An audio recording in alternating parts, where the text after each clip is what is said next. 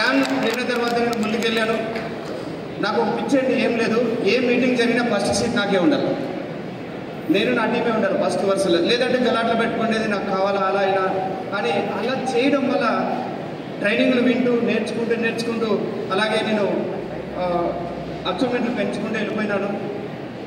Silver అయ్యి తర్వాత star అయిన తర్వాత డైమండ్ అయ్యాను. డైమండ్ అయిన తర్వాత మా అప్లైను నాకు ఫోన్ చేశాడు, వలి ఈరోజు మార్నింగ్ నీకు ఫోన్ చేసింది ఎందుకంటే ఈరోజు నీ జీవితంలో సువర్ణాక్షరాలతో రాసుకోవచ్చు. ఏమైంది సార్ అంటే, నీ ఫోటోను బాలీ సార్ ఫేస్బుక్లో షేర్ చేశాడు అని.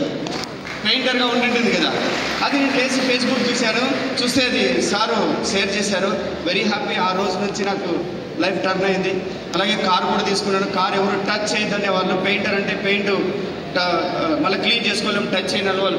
అదే అనంతపూర్లో ఈరోజు 10 lakhs కార్లో నా పిల్లల్ని తీసుకొని తిరుగుతూ ఉంటే అందరూ ఆశ్చర్యపోతారు, మరి పెయింటర్ కార్ తీసుకున్నాడని. అలాగే ఫ్లైట్ కూడా